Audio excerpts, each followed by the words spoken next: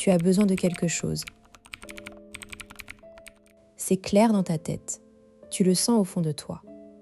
Pourtant, quand vient le moment de le dire, ta gorge se serre. Ta respiration s'accélère. Les mots restent bloqués. Tu te dis que ce n'est pas grave, que ça passera. Mais ça ne passe pas. Et tu finis par accepter en silence. Une fois de plus, ce scénario, tu le connais par cœur. Il te coûte de l'énergie, de la confiance, parfois même des relations. Tu n'es pas seul. Des milliers de personnes vivent cette panique à l'idée de demander. Pourtant, il existe une clé pour en sortir. Et cette clé, ce n'est pas de devenir plus confiant d'un coup.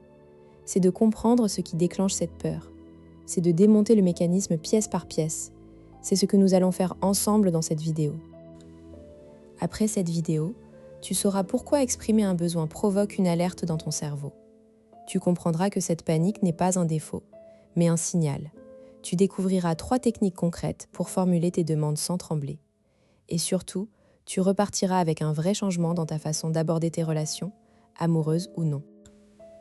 On nous répète souvent, sois assertif, affirme-toi, dis ce que tu veux, facile à dire. Mais personne ne t'explique pourquoi c'est si dur. On croit que le problème vient d'un manque de confiance ou de timidité. On te dit de te lancer, de prendre ton courage à deux mains. Mais cette panique n'est pas un caprice. Elle a une origine biologique et psychologique précise. Quand tu t'apprêtes à demander quelque chose, ton cerveau active un système d'alarme. C'est le même circuit qui s'active face à un danger. Pourquoi ? Parce que dans notre histoire évolutive, exprimer un besoin pouvait signifier un risque de rejet. Et le rejet, pour un humain, c'était une menace pour sa survie. Ton cerveau ne fait pas la différence entre demander une faveur et être chassé de la tribu. Le chercheur Mario Mikulince a consacré des années à étudier ce phénomène. Ses travaux montrent que la capacité à exprimer ses besoins est directement liée à la sécurité de notre attachement. Quand on a grandi dans un environnement où nos besoins étaient ignorés ou ridiculisés, on apprend à les taire. On développe une peur conditionnée. Dire ce qu'on veut devient dangereux. Ce conditionnement, c'est ce qui provoque la panique. Mais la bonne nouvelle, c'est qu'on peut le défaire. Prenons un cas concret.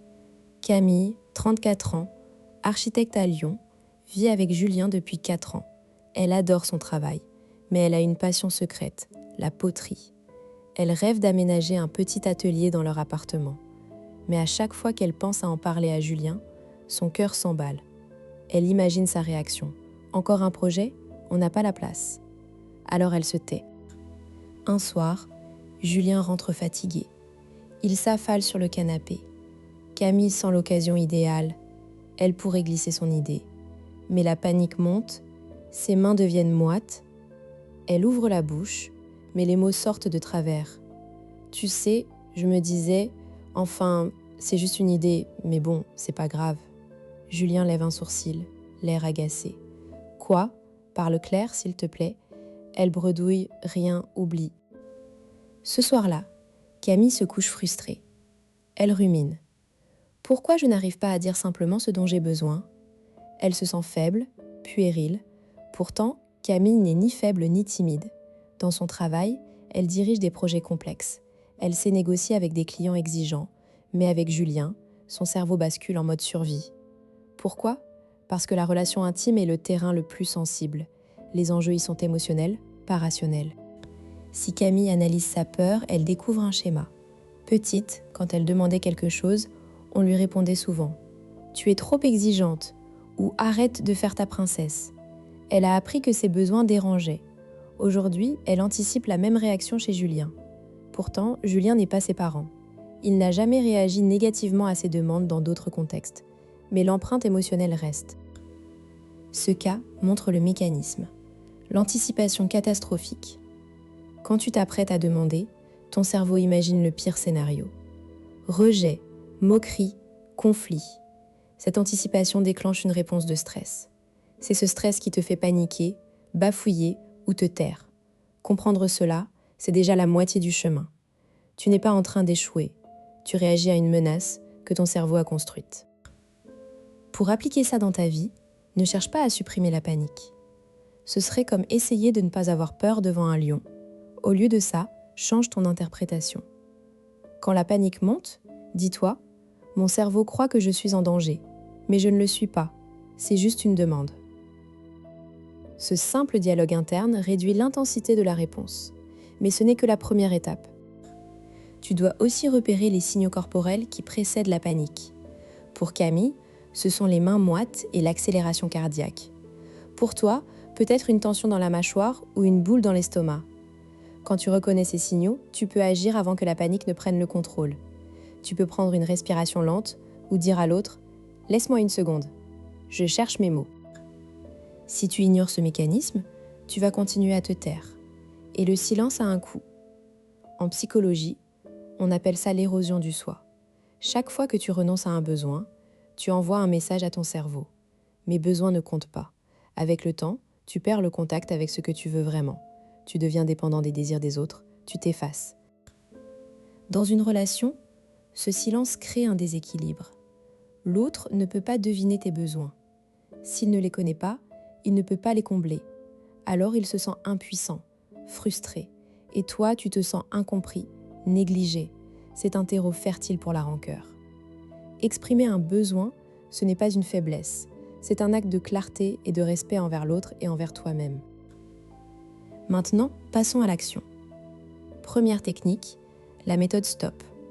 S comme stop, interrompt le flot de pensées catastrophiques. T comme tempête, nomme l'émotion, par exemple, je sens de l'anxiété. Ou comme observation, décrit la situation objectivement, sans jugement. P comme proposition, formule une petite demande. Par exemple, au lieu de demander l'intégralité de ton besoin, commence par une question ouverte. J'aimerais te parler d'un projet qui me tient à cœur. Est-ce que c'est un bon moment ? Ça amorce le dialogue sans pression.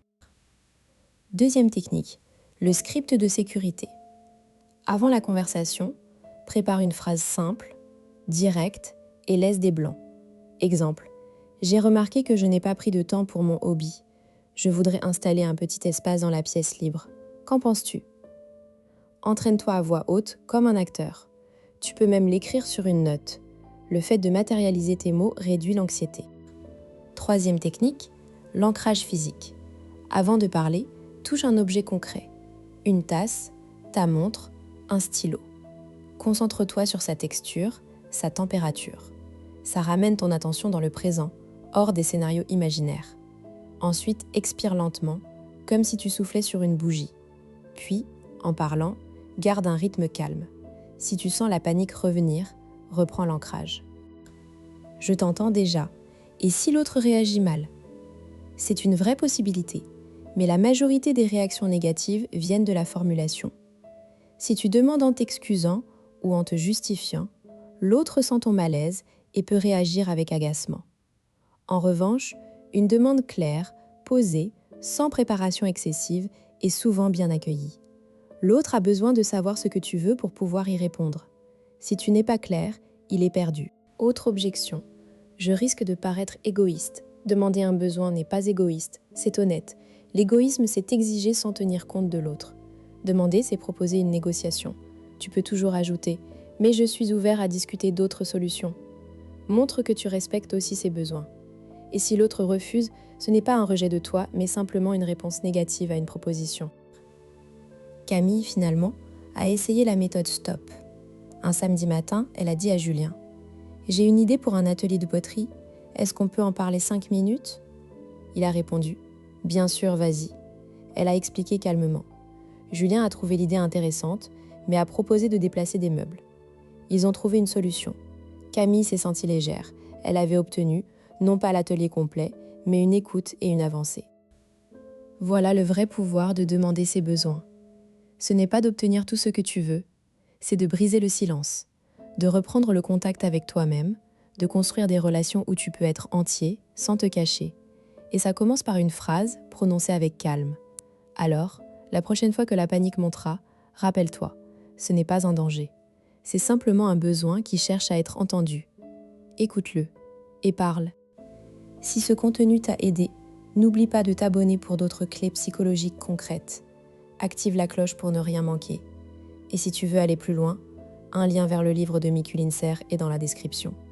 Merci d'avoir regardé jusqu'au bout.